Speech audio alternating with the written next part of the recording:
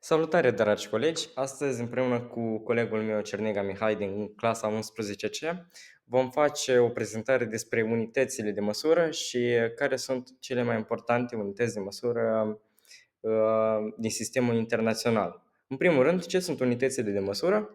Unitățile de măsură sunt esențiale în fizică și meteorologie pentru a asigura definiții clare și reproductibilitatea rezultatelor experimentale.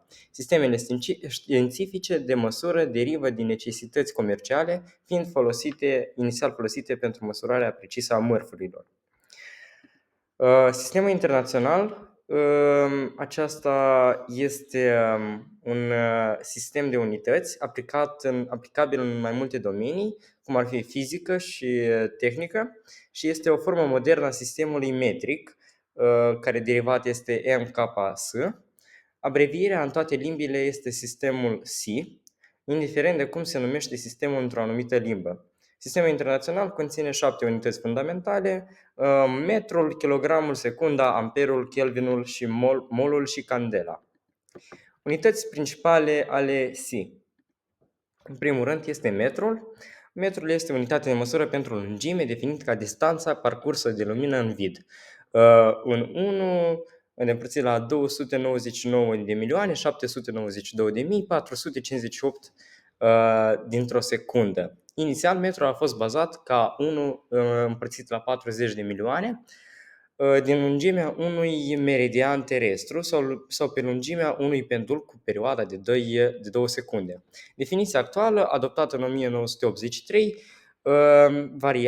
este viteza luminii în vid în 1 împărțit la 299 de milioane 792 de mii 458 metri pe secundă. Acum vom continua cu kilogramul. Kilogramul, prescurtat kg, este unitate de măsură pentru masă. În sistemul internațional de unități de măsură SI, kilogramul este singura unitate fundamentală formată cu ajutorul unui prefix. Astfel, deși conform prefixului kilo, un kilogram este 1000 de grame, nu gramul este considerat unitatea fundamentală, ci kilogramul. Utilizarea kilogramului ca unitate de măsură pentru greutate sau pentru forță în general este întâlnită frecvent în limbajul cotidian și se bazează pe confuzia între mărimile masă și greutate. Aici putem vedea un tabel în care sunt multipli și multipli kilogramului și da, cam atât. În continuare, secunda. Secunda este unitate de măsură pentru timp. Este definită ca durata a 9 miliarde 192 de milioane 631 de mii 770 de perioade a radiației tranziției dintre două niveluri hiperfine ale sistemului atomului de cesiu 133. Inițial, secunda era definită ca 1 din 86.400 dintr-o zi solară în medie, dar această metodă a fost înlocuită deoarece rotația Pământului nu este constantă. Istoric. Minutul și secunda derivă din denumirile latine medievale pars minuta prima și pars minuta secunda. Divizarea orei în minutul și minutului în 60 de unități provine probabil din sistemul babilonian în baza 60 și împărțirea zilei în 24 de ore a fost introdusă de către vechii egipteni. Acum vă invit să observăm cum trec 10 secunde după un timer digital.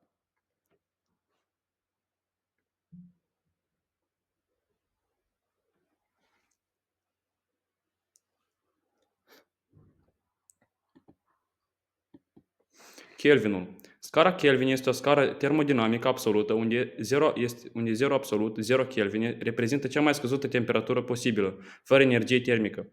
Este definită prin 0 absolut, 0 Kelvin, egal cu minus 283 întreg 15 grade Celsius și punctul triplu al apei, 283 întreg 16 Kelvin, egal cu 0 întreg și 0,1 grade Celsius, fiind direct legată de scara Celsius. Mai jos este reprezentat un tabel unde sunt prezenți submultipli și multipli unității Kelvin.